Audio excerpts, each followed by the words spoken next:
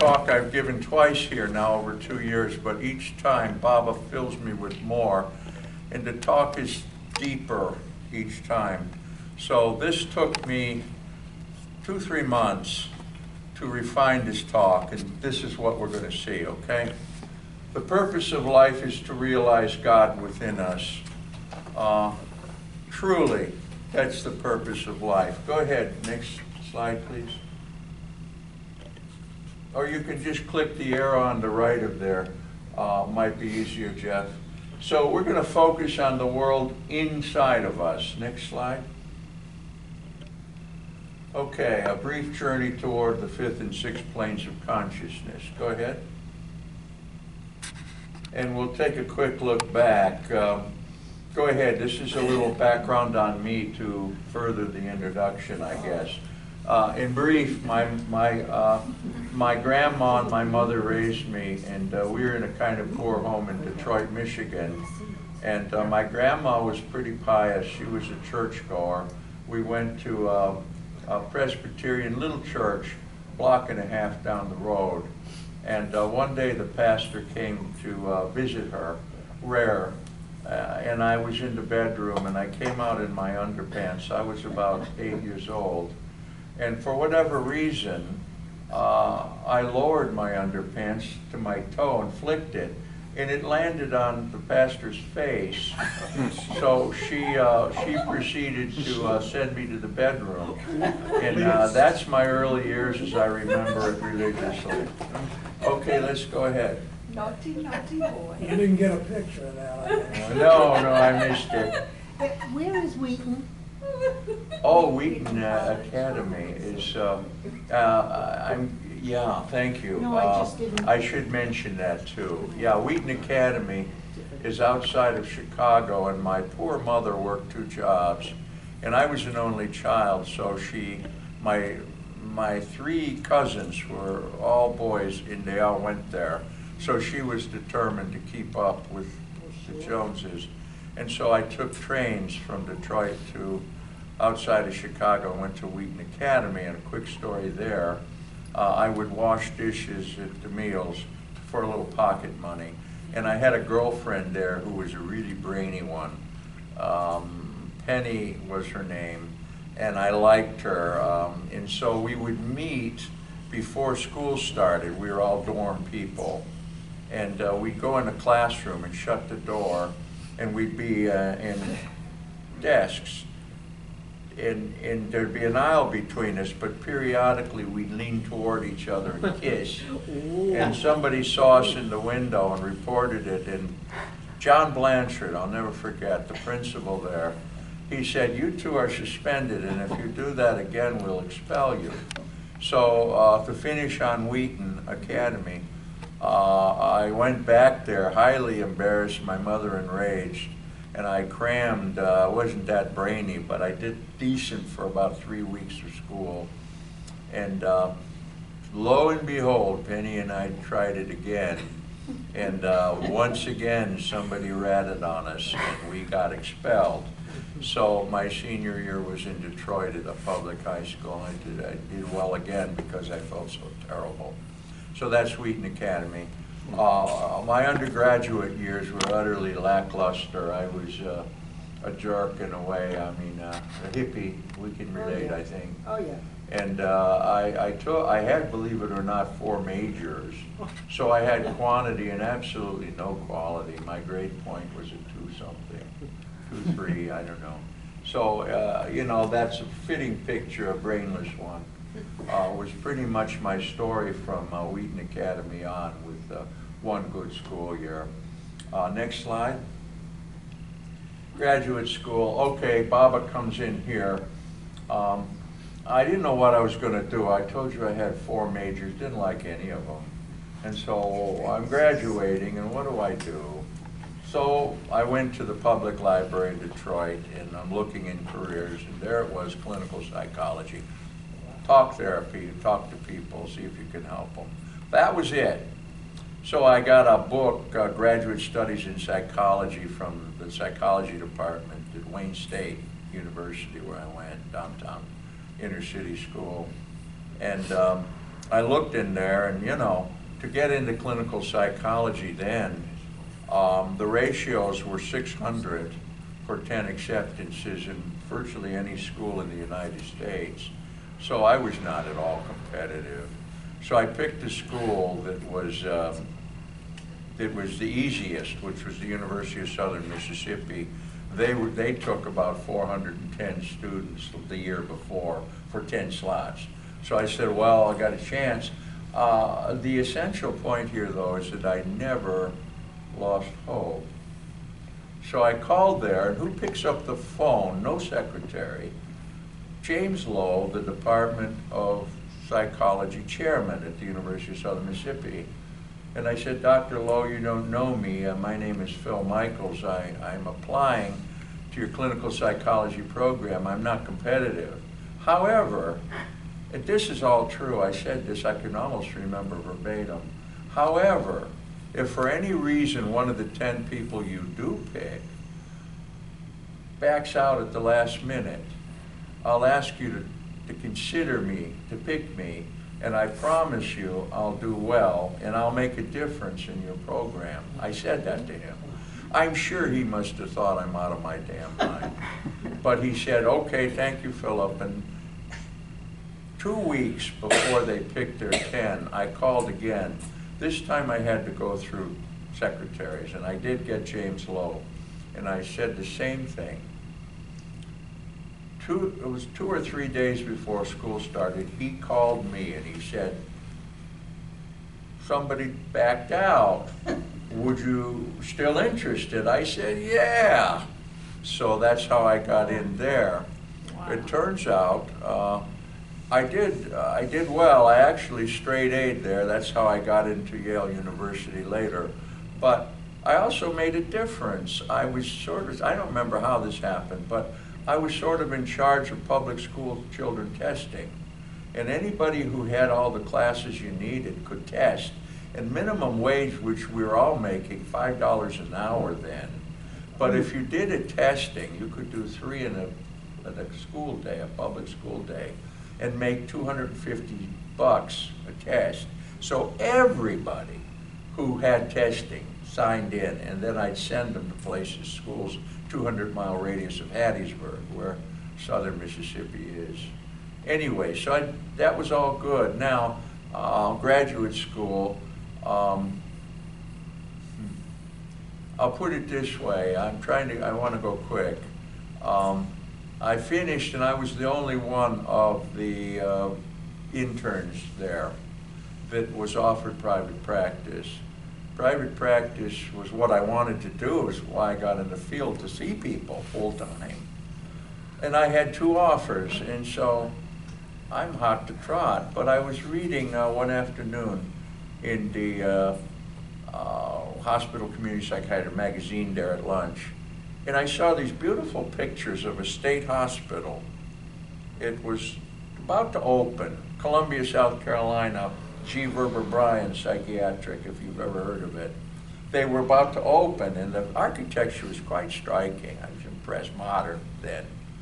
So I called there, and Carrie Drummond, who's the psychology person, she was chairwoman, and she said, why don't you come down? We're about to open. I'll show you the place. And I came down to Columbia, South Carolina. Now,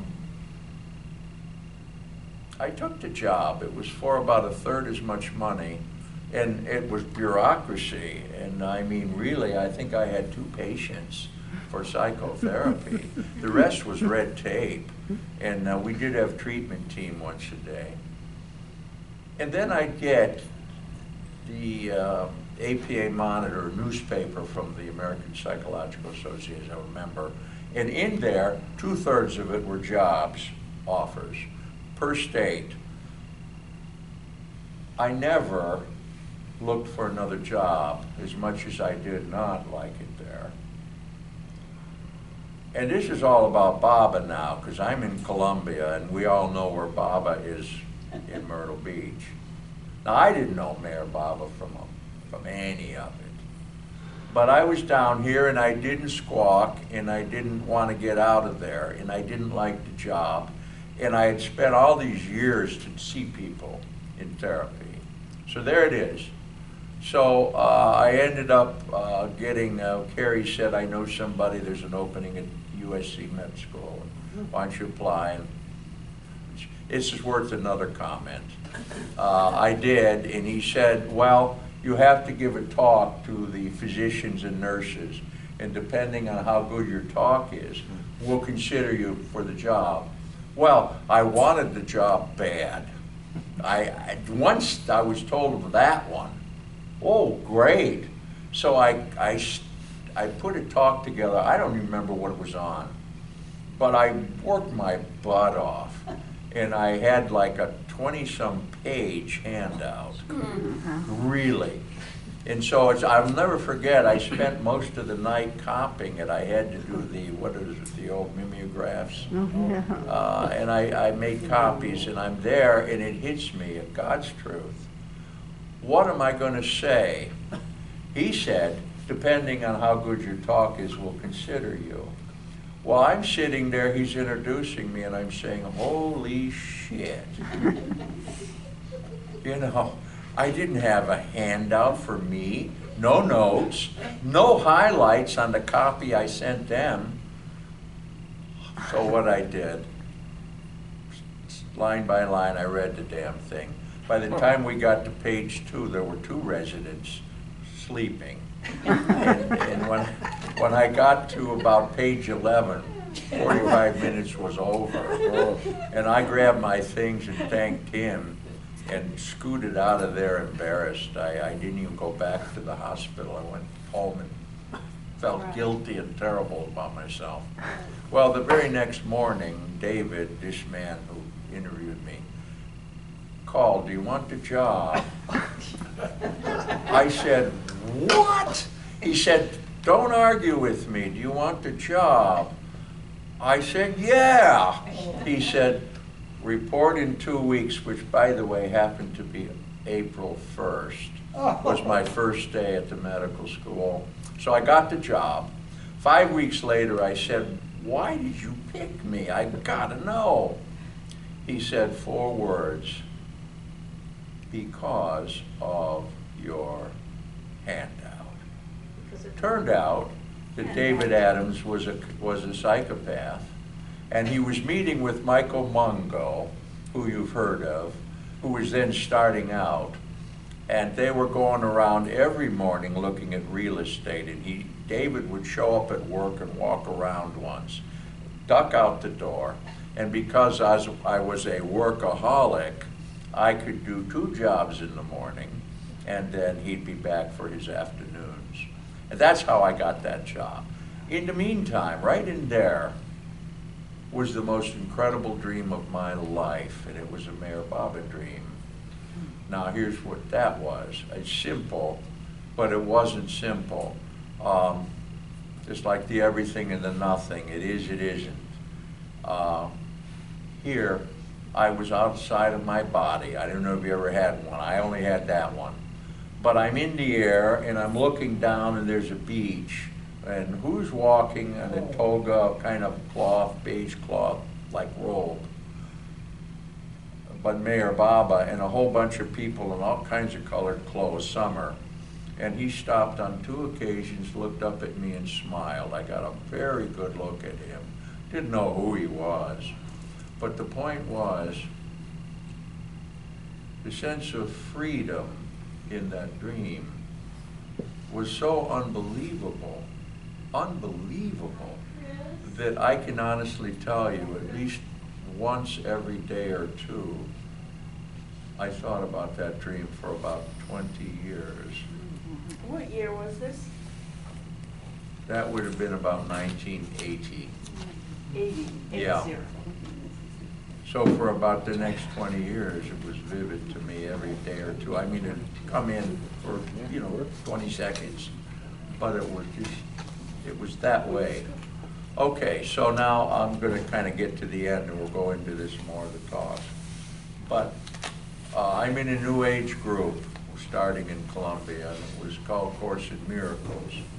It's quite a to me, quite a special thing. And anyway, one day they said, you know, there's a place in Myrtle Beach called the Mayhair Spiritual Center. And, you know, why don't we go a weekend there? And they have cabins, it's not too much money.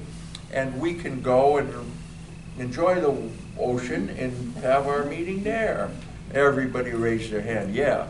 So about 5 weeks passed and we booked and we came up here.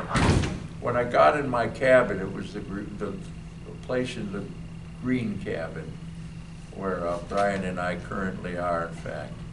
And I've got my initials carved in there.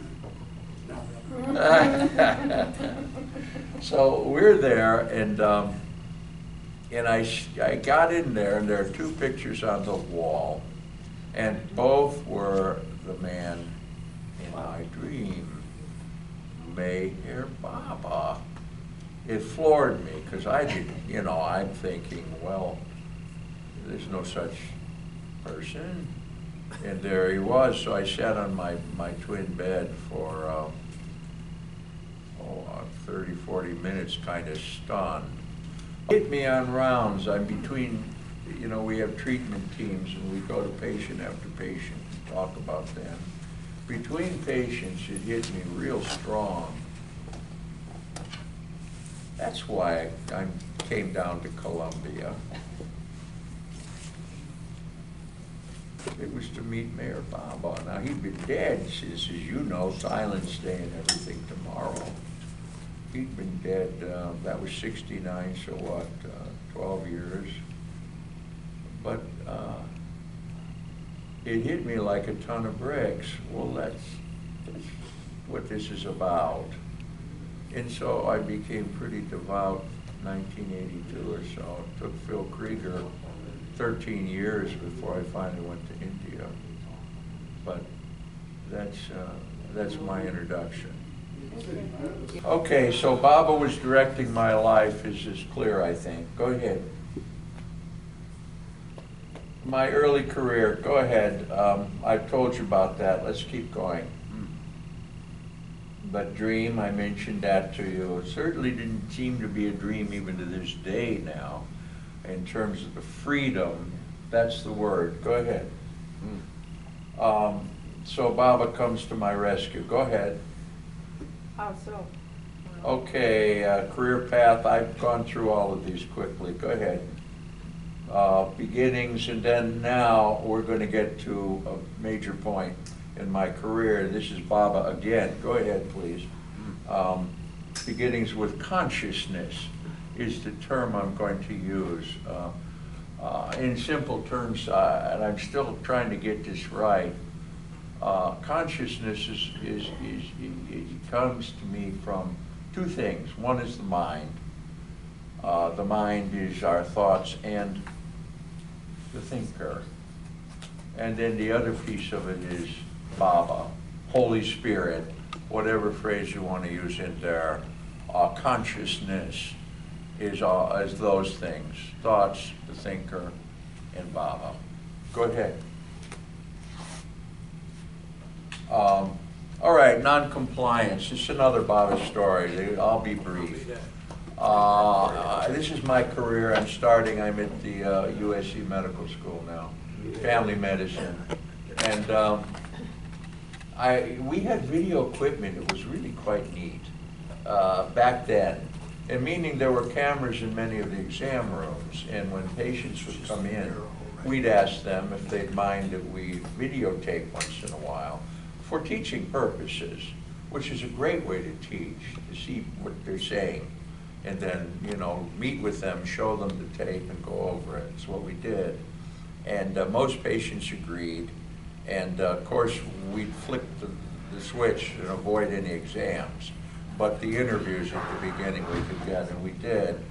And so what I noticed early on in this career is the most unbelievable thing. Most of these people are poor and they're coming in with chronic illnesses. Diabetes is a good example. The doctor, often green,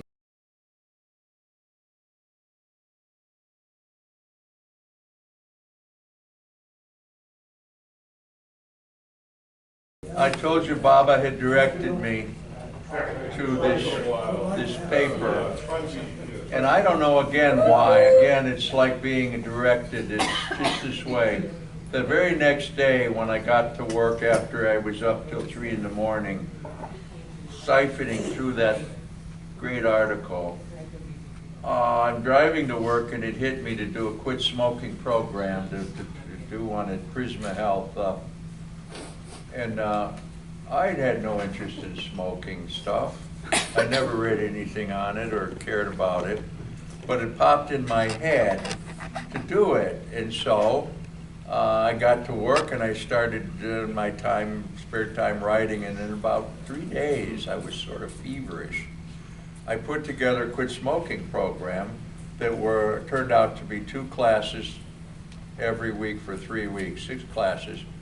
We're doing it free, and I emailed the physicians, if you have a smoker who might think about quitting, invite them to this.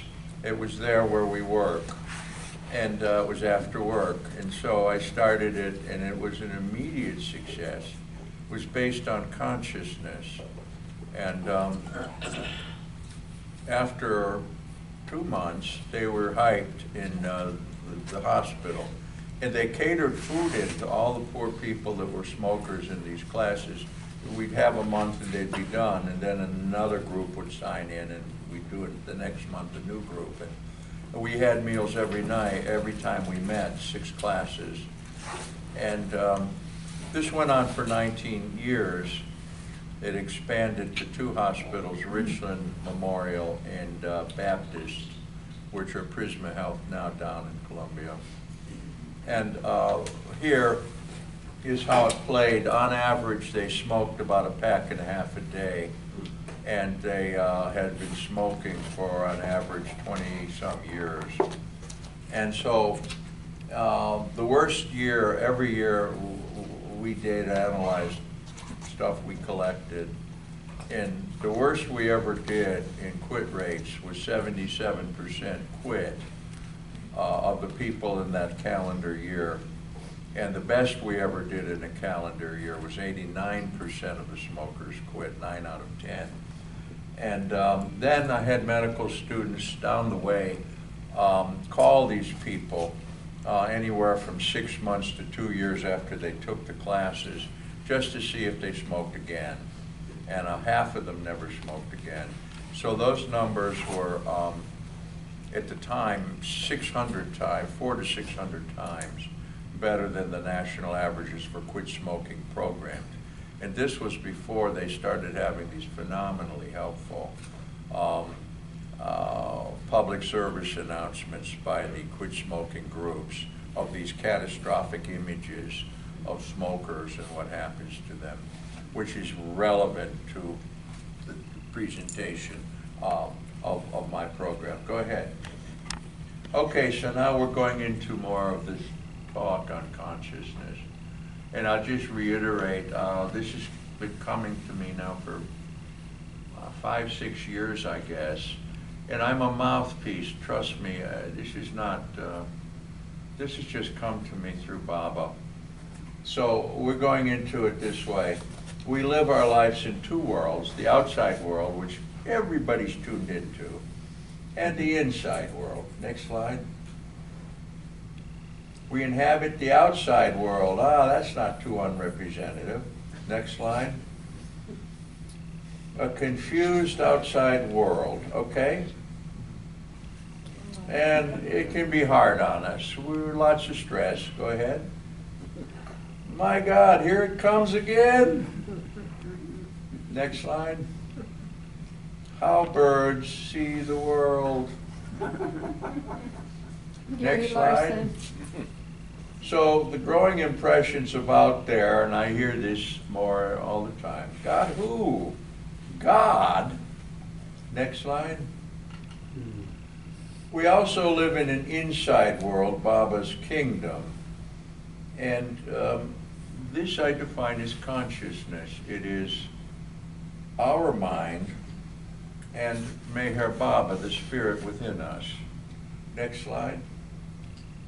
For most of us, life's lived in the outside world with our thoughts reacting to it. In fact, I now, as I think some of you were here for, I do psychotherapy, and boy, I mean, it comes in like this extensively. Everybody comes in living in an outside world. It's largely created, in addition to what's there, by the thoughts they have about what's there. Go ahead. And so life in the two worlds, a brief look. In the outside world, it's outside, and then there's Baba's world, inside. Binding is out there, freedom is inside. Outside is in time, this is a big comment. Inside, in Baba's world, in the spirit world, it's out of time, it's eternal. Dependence is outside, independence inside, always changing outside, doesn't change inside. Illusion, deception versus Baba, unpredictable out there, predictable in here. Chaos, broken world out there, wisdom inside. Next slide. Be in the world, but not of it, is a profound statement that is so true of what Baba teaches. Next slide. The journey within. Next slide. Life lived in the mind. Next slide. What people believe is true for them. Another big statement. That is so true. If you believe something, it's true for you. Next slide. What you believe becomes your reality. Believing strengthens a thought. Next slide. Plato, back in the old days. Reality is created by the mind. We can change our reality by changing our mind. That's profoundly true. Next slide. The meanings you create is the life you live. Now, I highlight those words, and I'm not just saying them. The meanings you create is the life you live. Next slide. And I have to show this because it's so hard to get it, but it's right off the last one. He's got a fly on his glasses.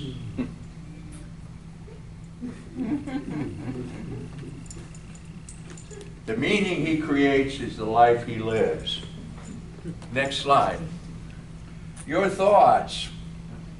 Go ahead. When dealing with your thoughts, cognitive therapy is pretty good. In fact, I started with it and I've always liked it. It's good stuff. Next slide. That's it in a nutshell. Something outside of you triggers your thoughts, and then your thoughts create feelings in you, and often that causes you to take some action. That's classic cognitive therapy. Triggering event, you get thoughts, then feelings, then often action. Go ahead. The two parts of consciousness. Your thoughts and you, the thinker. Next slide. The other part of your mind, not the thoughts now, but you, the thinker. Go ahead. The thinker is an advanced state of mind beyond, highlight, beyond your thoughts. The thinker is beyond your thoughts. Next slide. The thinker can change a thought and feel better. Don't worry, be happy. Go ahead. We are made in the image of God. You, the thinker, versus you, the thoughts. The thinker becomes a bridge between your thoughts and Mayor Baba. It's an important step, the thinker. Next slide. About being judgmental, next slide. We tend to look from one point of view. When people get hyped, that's typically what happens. Next slide. Too often we see only one view and buy into it as the only truth. Next slide. My view's right. No, my view's right. And so the wars go. Now, is either view correct? Yes, usually both people are right. What they're saying makes sense. Yes, that's true. But what's profoundly missing is that it's not the only truth. It's not the only way to see something. There we're getting into Mayor Baba. Okay, next slide, please. This is a quote from the Buddha. Next slide, Jeff. The master directs his straying thoughts. The task is to quiet the thoughts, and by ruling them, find happiness. The thinker can quiet her thoughts, his thoughts. With single-mindedness, no longer seeking to consider what's right, what's wrong, a mind beyond judgments watches and understands. No, watches and understands. Know that the body is a fragile jar and make a castle of your mind. Your worst enemy cannot harm you as much as your own thoughts unguarded. We'll see this again in a minute. Next slide. You, the thinker, are always stronger than your thoughts. And you know, from when I guess grade school, I was always taught, and I've said that's true, nothing is always. And that's pretty much true. This is always true. Your thoughts are always stronger. I mean, the thinker is always stronger than your thoughts. That's always true. Okay, next slide. You, the thinker, what is it? Well, it's aware of the outside situation and your thoughts about it. It's a key slide. The thinker is aware of both. So be accountable to yourself. Be the thinker, not your thoughts. That's really what it is. It's accountability. In the Bible, Old and New Testament alike, a big word in there is repentance. When I was a young guy, I told you about Grandma and all these things. I went through a period of my life where I'd see I should do something because it's right, repent, and I'd go, damn it, I don't want to do it. And then I'd kind of in and out of it, yes and no it. And I'd eventually tend to do it, and then I did it enough. I kind of repented. Now, it's not like that. Now when I see a fault or a mistake in me, I genuinely say, thank you, Baba. And I kind of work on it. It's not conflict. It's kind of easy. And it's part of the journey that Baba talks about. You get less caught up in yourself. Okay, next slide. Too often we become our upsetting thoughts. That's not small. The more we think about something, the more upset we get. We, as the thinker, are upsetting ourselves, as well as whatever we're tuned into is upsetting. Both are true. Too often we become our upsetting thoughts. You stay on something bothering you and you're digging a hole. The more you dwell on the thing bothering you, the deeper the hole. Then it's kind of harder to get out of the hole. But who dug the hole? Who dug the hole? You did. Too often we become our upsetting thoughts. Next slide. Yet we rarely notice the thoughts we have about outside things. This to me is the tragedy of life. We rarely see our role in our own upsets. We're so busy seeing the wrong is out there that then to try to fix it ain't so easy because we only have a certain amount of control to fix that out there. But if that's what's wrong, we're in a tough spot. And we live life like that. It's really tragic. We rarely notice the thoughts we have about outside things. Well, to me, that's maybe an essence of the world going bad. We disappoint ourselves and don't even know it. Next slide. When aware of your thoughts, you're not trapped in them. You can change your mind. In other words, when you're the thinker, you're not trapped in your thoughts. Next slide. We can't stop noticing trouble. That's normal. We got eyes and ears. We'll notice a problem. Nothing wrong or anything like that about that. However, as I've been saying, when you stay focused on it, and we need to a little because we got to figure what to do. I mean, we got to problem solve. But I'm talking about when somebody just stays and stays and stays. Hey, Will. Well, nice. Oh, hi, everybody. Yeah, indeed, man. It's another smiling guy, just like my friend over here, Denny Moore. Hi, Dave. There are two of you. Come on over, Hot Willie. doggy. I'll be right there.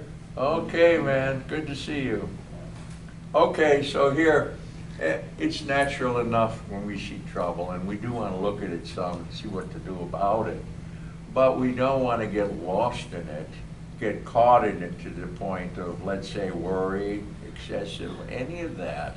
Because now staying focused on trouble looks like that. You see the dirt? You're digging a hole. Am I right to say you're doing the digging?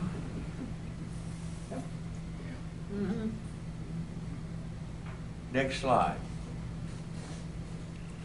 This happens when you dwell on an upset. You're accountable for your upset to a large extent. That's your dirt you've dug. Next slide. So duration's important. The quicker you can get away from what's troubling you in your mind, the thoughts you're having about it, the less power your feeling bad has over you. Maybe it's another paraphrase of don't worry, be happy.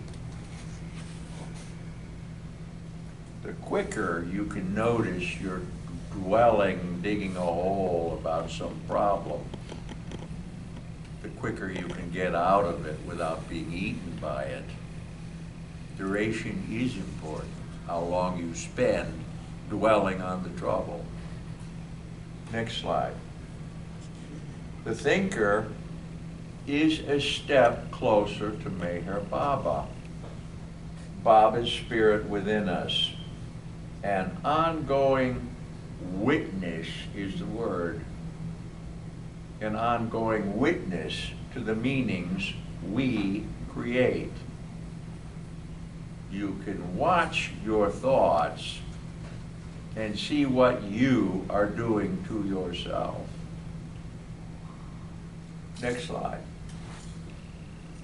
This is from Course in Miracles. I've always loved it. A sense of separation from Baba, God would be the word in the text. A sense of separation from Baba is the only lack we really need correct.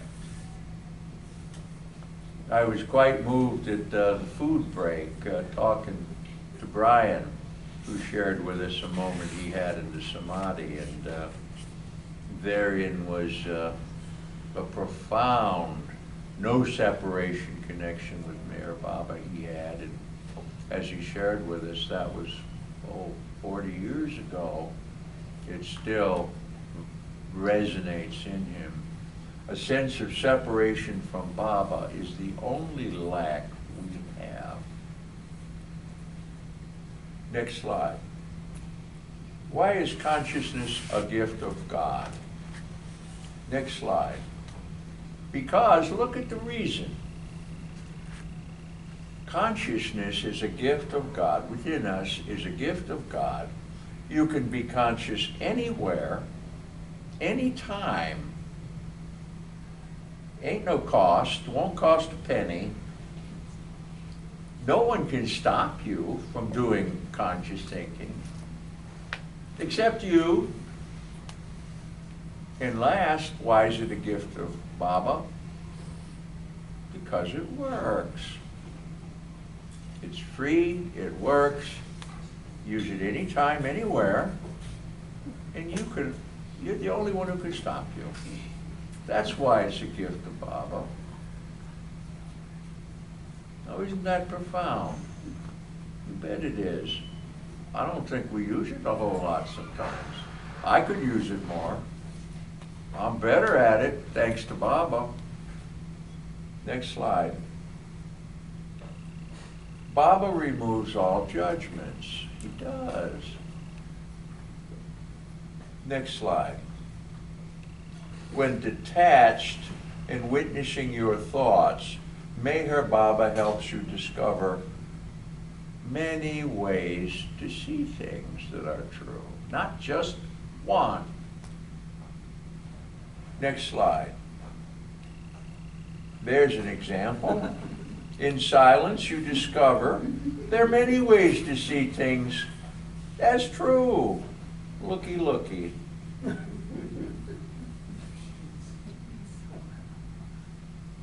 Next slide.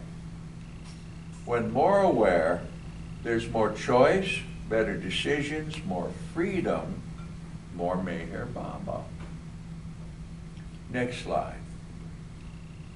All right, the last piece is on transformational thought, or life, I'm sorry. And this is a summary, we'll cover it a little bit. Everything begins with words and thoughts. Whatever's new starts with the words, thoughts. Then come ideas. There, we get a good idea, you know, hey, yeah, that's an important step. But ideas are weak. Take New Year's resolutions. You know, hey, that's a good idea. But you know, there's a fair bit of research that says 95% of the time, New Year's resolutions don't stick. So, it's a good idea, but it ain't enough. It's a start, good start. All right, so then where do we go? Well, we want to make a good idea meaningful. And there's some keys. Sit in silence. Ask questions about the idea to yourself. Let your answers lead to more questions that you ask yourself until you realize the meaning. Next slide. Transformational living lies in realizing meanings. You want to change the stick to transform you. You realize the meaning. Next slide. I am nearer to you than your own breath. My love will guide you. Mayor Baba. Next slide. Key slide, we all know this one inside out. Things that are real are sent and received in silence. Or given and received. The word is given, not sent. Okay, are given and received in silence. Thank you both. I think that was Will back there. That was Will. Thank you. Is it right in the Thank room, you. Captain? I better change that. Thank you, I will. Are given and received in silence. Next slide. All right, here's an example of making use of silence. Albert Einstein. It's not that I'm so smart. It's just that I stay with problems longer. That's Baba's use of silence. Next slide. Baba eliminates upsets.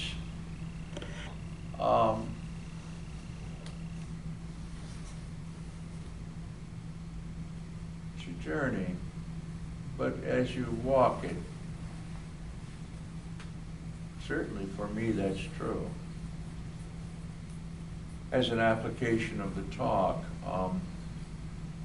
you sit longer on something and you see other views of it.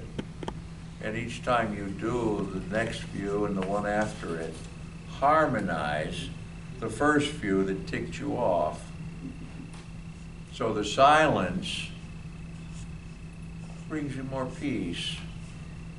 And it's the number of ways to see something, the variations. It's marvelous, but it's in the silence to give it the time for Baba to give you other ways, other views, other meanings of what you just saw. Next slide. All right, so in a brief summary, why is life so hard? Because the world will always be a terrible place. I mean, really, you can look at any piece in time. I go back to the Bible again. You go into Noah's day, what? Some said 4,000 or 5,000 years ago. Pretty stinky time living in that world. Well, you go back, what, to King David. I don't know, what would that have been, 2,000 years or something? Pretty bad then. You go, well, pick any era that we're aware of, kind of bad out there. Well, yeah, it's true that the world's kind of a terrible place, more than not, with good in it for sure. But yeah, kind of a lot of wicked, okay? Next slide. Is that why it's so bad, or is it because we still think in the same reactive way? Quick, non-reflective. Oh, he shouldn't have done it. Damn him. And off we go. Okay? Next slide. Cognitive spiritual therapy. This is all part of what Baba has brought me to. I'm writing a paper finally on this stuff. It is cognitive spiritual therapy. Therapy of the mind and of Mayor Baba within us. It's a blend of the two. And the keys are here. You detach, you become the thinker, you step back, and then you watch your thoughts. You see what you're doing within yourself, and when you're there, you go silent as Baba teaches. You're noticing what you're doing, what your mind is doing to you, your thoughts are doing to you. And in your silence, Baba will give you responses that always, I'm on that word again, always are loving and helpful to you. You'll either get a way to solve what's wrong, or you'll see it in so many different ways that you'll be so toned down. You'll say, thank you, Baba. based on the silence. So you detach, step back, you're the thinker, notice what you're doing, what thoughts you're having, and then in that silence, Baba will help you. And it's always loving, always. It's not coming out of your mind. It's coming out of your spirit. And you need the silence to connect there. Next slide. Okay, a Gandhi slide. I always like this, Mohandas Gandhi. I have only 3 enemies. My favorite enemy, the one easily influenced for the better, most easily influenced, is the British Empire. My second enemy, the Indian people, far more difficult. But my most formidable opponent is a man named Mohandas Gandhi. With him, I seem to have very little influence. Bingo, bingo, bingo, that's the talk. We gotta get out of our way. Get rid of our mind. It's Cormair Baba language. We gotta get rid of our mind in order to find Baba within us. And when we're upset, that's a primary cue. What am I thinking? Detach back. See what you're doing and the meanings you're giving, whatever's bothering you out there. And then just sit quietly. And Baba will come right in and help you feel better. It's a cardinal truth. I've been doing it a long time, and he never fails, ever. I have to do it, and it's getting easier with practice. Next slide. We live our lives mostly reacting to our thoughts. Straitjacket, most everybody does it. We live our lives reacting to our thoughts.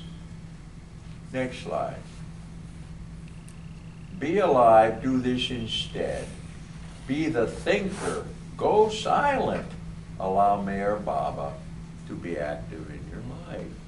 It really is kind of simple, but nobody realizes to do it, so they don't do it.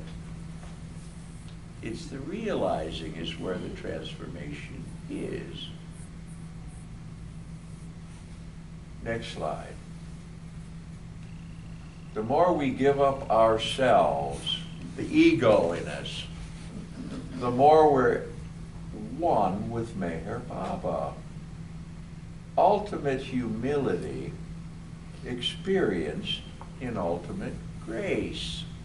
The more we give up ourselves, the more we're one with Meher Baba. Next slide. The ultimate reality. Next slide. This was given to me by Bob Miller, a rather incredible fellow that I started my time in Columbia with, Course in Miracles. Bob was quite a guy, 84, got everywhere riding a motorcycle, and he had been in the Navy, and then he had been a Baptist minister. He couldn't stand that, and he became a Christian Science minister, didn't care for that much. And then he found A Course in Miracles, and when I met him, I got off on that as he did, spend the rest of his life there. And this is a quote from Bob Miller. I thought to this day, one of the best I've ever heard. Baba is, God is, life. That this talk is about life. The more you get rid of yourself, the more Baba will live you. Baba is life, love, light, spirit, and truth. That is Meher Baba. That is Meher Baba. And I'm emphasizing in this talk life. When you're not happy, your mind is doing something to you. Become the thinker and see what you're doing and fix it. Baba will help you, but you've got to detach from the thoughts. There is no other way. Next slide. Baba's golden rule. Next slide. Real happiness lies in making others happy. Next slide. Two-winner approach, the real way to live. Quote from Baba, to love one soul is like adding its life to your own. Your life is as if it were multiplied, and you virtually live in two centers. Good marriages are rare, but the modus operandi is for the two to understand better each other and then to settle somewhere in between whatever the decision is they're disagreeing on. And over time, they become more one. It's like that. What was it? The book of Matthew, I think Christ said something like, the whole point of marriage is for the two to become one. In fact, the entire teachings in the gospel, I should have put some of the Gnostic gospel in here, Thomas. That's quite a treatise too.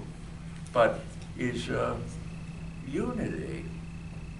And Bob is really talking about becoming one with him. It's about unity, and marriage can be that way, but we get so wrapped up in the meanings we give the other and what the other gives meanings to us. It's so irreconcilable. But it takes a certain amount of getting rid of yourself to see your role in some trouble and then fixing it. It's not meant to be punishing. It's not. It's meant to be growth bound. And I finally discovered this a while ago, and I realized when I do wrong, I thank Baba, and I work on it. It's not terrible. If I'm in a temptation, I might have to go quiet. What am I getting out of it? Why is it so important? Da, da, da, da. And all of a sudden it starts to develop a kind of understanding, which is a step towards make meaningful to realize. And then things get better. Pretty soon temptations get less. I don't find I want much. And it's wonderful. It isn't deprivation. I ain't losing things. It's not like that. The less, the better. How many things do we read in Baba like that? The everything, the nothing. It's true, it's not true. No, really. Next slide. Discourse is a quote. Through him, God first completed the journey from unconscious divinity to conscious divinity. He first unconsciously became man in order consciously to become God. Okay, I think that might be it. Is that the last one? Jeff, I think maybe. Yeah, okay. I should say a thing or two here. I thought this was good. I'm going to paraphrase two Christ sayings from the Gnostic Gospel of Thomas. By the way, I bought you that book. I want to give it to you before you leave. Yeah, Kathy, I got it for Kathy. Anyway, the two are these. If you blaspheme against the Father, I will forgive you. If you blaspheme against the Son, Christ, I will forgive you. But if you blaspheme against the Holy Spirit, you will not be forgiven on earth or in heaven. And that's the essence of this talk. You do not want to blaspheme, badmouth, ignore Mayor Baba within you. That is not forgivable. Any words you want to use about God in the sky or Christ in the writings, that's forgivable. But we're talking about living life with Baba. You don't want to ignore that. And that's a big one there. So that's one, that's off the Gospel of Thomas. And another one that comes off there, the gripe against the Pharisees in the Bible. What Jesus says in there is the Pharisees, they knew the law, and they knew how to be obedient to proper things. Their entire problem was that they never applied it. It was never meaningful to them. Instead, they bought rituals and made that holy. And it's profoundly true. It's not about words. It's about living your life obedient to Baba. And you don't have to suffer, although suffering sometimes helps, as Baba teaches. But if you see you're wrong and fix it, you're there, you're getting there. And Baba's always going to help you. But you got to get out of your way. You got to see you're doing a lot of your upset. Watch it. And then go quiet, and Baba will help you. It's kind of simple. And there's no other way I know. That's what Baba has taught me. Do you remember how to complete your phrase? The finishing part of the phrase, blank, is loving and helpful. Do you remember that? Blank, which I don't remember the beginning of the sentence, is loving and helpful. It was like if you were being silent, that would be as if it was you were silent and listening to your inner voice. It would be loving and helpful. Am I jogging your memory? I like that, but Like that? I do. You said it. I said it? I don't remember. Can you just Oh, repeat? thank you. It was worth a repeat. Thank you. There you go. Yeah. And would you be able to repeat the second one, from the Gnostic, I'm sorry. the second one from the, is it Gnostic? Gnostic. Oh, the second one of the Yeah, Gnostic the first one is Gospel. don't ignore, don't blaspheme God. Oh, yeah, yeah. What was the second one? What is said there is a quote from Christ, written down by the disciple Thomas, which were thrown out of the Bible when they came about in 2050, I think, after Christ. The Bible was created.